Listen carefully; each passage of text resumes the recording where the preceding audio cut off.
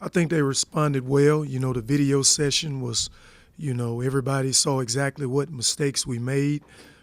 We talked about number one is giving them too many easy baskets to get their confidence going. Anytime you allow teams easy baskets and they see the ball go through the net, it gives them confidence that they can make wide open shots. We talked about shot selection. We talked about making wide open shots, and we also talked about, rebounding. Right now in the 4 losses, we're shooting 33% from the field, 26 from the three-point line, and we're getting out rebounded by 2. So we got to be able to make wide open shots. I think even though we're taking good shots, we still got to make some wide open shots. Was that with that first half? Was that defensively? Would you grade that the lowest of the year? Yes, without a doubt. Without a doubt. And, You know, so I asked that because did the guys see that too? Like, do they know that? Do they understand that? Why you can't do that? Yeah, and some of that was on us. They made some tough shots. I thought the big kid made some jump shots I hadn't seen him make. I thought Williams stepped out and made some shots. I thought Manoit had his best game. We did a bad job on him basket cutting for layups and dunks. We opened up. We didn't see him. But again, we made him feel comfortable early on in the game, and giving them those layups early on, that hurt our defense tremendously. What kinds of things can you do to help Tyson work through his slump right now? We got to do a better job of getting him open. We got to try to get him baskets in transition, get him to the free throw line, let him see the ball going through the basket. But we got to screen for him more. We got to put him off the ball more so he can get the shots coming off the ball screens. I think a lot of times when he's coming off the ball screens, it's harder to get the shots because they're just going to trap the ball screen. And as he's struggled, as a leader on the team, has leadership waned at all, or is he doing good still in that locker room? No, he's been great. Him, Dexter Dennis, Morris Udeze, Joe Pleasant, those guys have been great in the locker room. They hadn't pointed fingers. They took on the leadership role, talked about what we got to do to get better. Memphis took it to us. They played a great game. We didn't play our best game, and we paid for it. We took a loss at home, so we got to get better. When adversity kind of hits like this, you feel like as a coaching staff, it's more on you guys. If you guys, get in the film room and really challenge these guys, it's more talking from the coaching staff, or does it require more talking from the players to kind of get this figured out? I feel like it's more on the coaching staff. We got to get these guys. We talk about positive things. I talked about some teams we've had here in the past that had some bad losses, and those guys were able to bounce back at some point in the basketball season. You're going to hit some adversity, and you got to be able to bounce back and get ready to go. And that was a tough loss. I mean, that loss, stung those guys. It hurts me a lot to play in front of our home crowd like that, but I give Memphis a lot of credit. We caught them on their A game. They caught us on our B game, and you got to get better. But I put a lot of it on the coaching staff, and we got to do a better job. And the focus is to talk to these guys about how you battle through adversity. You can't point fingers. You got to get in the gym. You got to be able to make shots. You got to keep working. It's not going to get easier. It's only going to get tougher. You just played Memphis. Now you're playing a team that has dominated the league the last couple of years outside of us winning the championship last year, but them going to the Final Four. So it's not going to get any easier, and you got to keep fighting if you want to start making shots and winning basketball games. When you guys are in practice, the shots that are open that you're missing, are they making in practice? Is it just a game thing, or is it the yips? What do you attribute the missed shots, the open missed shots to? I don't know. In practice we do make those shots. I think in the game we got to realize what's a good shot, what's a great shot, and we can't take quick shots. I think a lot of times when you take quick shots, that gets the other team back on offense. You know what I'm saying? And now we're down on defense, having to guard for most of the game. So we're working more on moving the ball, trying to get a better shot, and not taking those quick shots when you're not shooting a great percentage. And is it a surprise to you to have kind of these early season struggles, considering the year you guys had last year and the amount of people you brought back from that team? You know what? Last year we didn't shoot it great either, but we defended at a high level. We were able to make some plays down the stretch. I think we still got to continue to defend. In order to win games in this league, you got to defend, rebound at a high level, and just got to continue to take good shots. If we take good shots, we play the right way, we don't turn it over, we'll have a good chance to win these basketball games. But if you turn it over at a high rate, you take quick shots and you're not making them, you don't rebound, it'll be hard to win basketball games. Do you want more aggression from Quay and Porter at the point? They've had moments where they've looked pretty good offensively. You want to push them to do that more? I told the entire team that I want them running more in transition. We're not pushing the ball hard enough in transition. Guys are not sprinting in transition.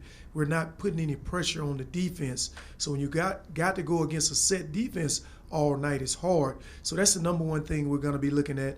When the ball come off for a rebound and we get it, we're looking at guys that are running. If you're jogging, we got to take you out. We got to try to get some easy baskets. When you're struggling to make shots from the three-point line, you got to get fouled in transition. You got to get easy baskets to get your offense going. So that'll be the number one thing we're looking at, the pace.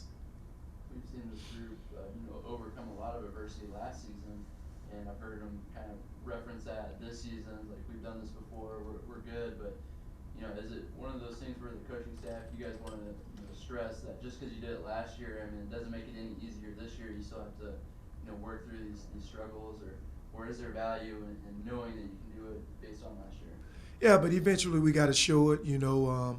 These last couple of games at home, we hadn't played great. We played great against Prairie View, but we didn't play well against North Texas.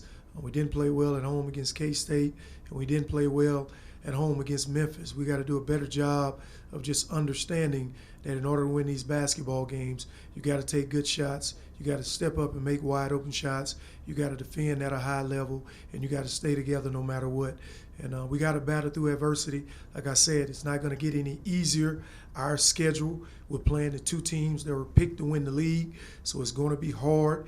And you got to go down to Houston and play well in order to have a chance to win the basketball game. Number one, you can't turn it over. You got to be able to make wide open shots. You got to take care of the ball when you throw it in the post because you're going to get double teamed, and you got to rebound. You got to rebound. Have you had a chance to scout Houston yet? We know they're missing some guys, but have you had a chance to look at the tape of them without those guys, and what do you see now from that team versus the beginning? I watched their one game versus Temple. They still play hard. They still push the ball in transition. They can really score it inside with Carlton that transferred from UConn. Fabian White that can really score it. He was out some with ACL injury. They got Chaney inside. They got another kid that really rebounds it. So we got to do our work in the paint, not letting it come in. We got to do a good job of rebounding. We got to get back in transition. They played 8 guys the last game. They got some new faces, but those guys play the right way. They play hard. They can make wide open shots. They got a good point guard in Shed that really runs their team. So they're a good basketball team. And the one thing I've noticed about Houston the last couple of years, anytime they lose guys, it seems like they get better, they get better, they get better. So we're going in there playing against a great coach, great basketball team, a winning tradition, and we need our A game in order to come out on top.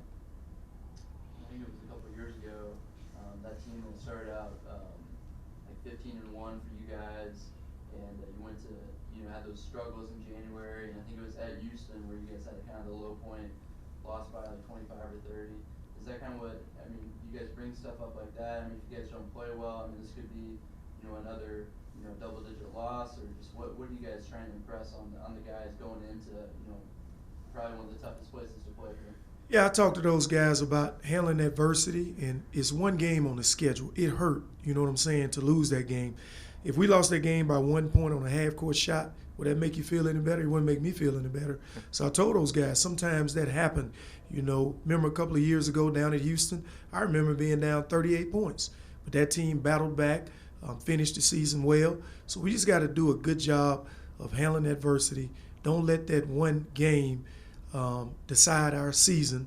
It's the first game of conference. You're going down to play another Houston team that's really good. We got enough guys in the locker room to compete in the AAC, to be at the top of this league, and we just got to start playing well. One thing I saw with Dexter, I thought he played really hard. He had a lot of, especially the first half, he did pump fakes a lot. Yeah. Drew a bunch of fouls. Is that, especially against Houston, who loves to swarm and go for blocks? Is that something that could help going forward? I feel like you've been in our film room. That's one thing we talked about.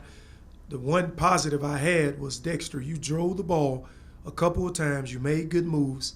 And instead of going in there, missing a layup or whatever, you know what I'm saying, drawing contact, you shot fake, you drew the foul, you got to the free throw line, and that's the kind of stuff that can get you going. So I told his teammates, when you drive the basketball and they got a 7-foot guy in there, shot fake, get him up in there, shot fake again, draw a foul, get to the free throw line. When you see the ball going through the basket, making free throws and layups, you'll start to make threes. And Dexter's playing well. I saw him make 2 threes against Prairie View. Not sure what he did against Memphis, but yeah, we got to get the other guys playing well on the basketball court. And with Ricky, I mean, it seems like he's been in a little bit of a funk, since that Oklahoma State game where he played really, really well. What does he need to do to get back to playing like he did in Stillwater? I told him he got to stop settling for threes, get to the rim. Your strength is getting to the basket, creating shots off the bounce.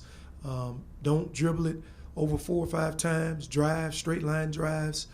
Get out in transition to get some easy ones and take stationary threes. It's the threes off the bounce for our entire team that we're not making at a high rate. We got to start taking more stationary threes, play inside out, and knock down some wide open shots.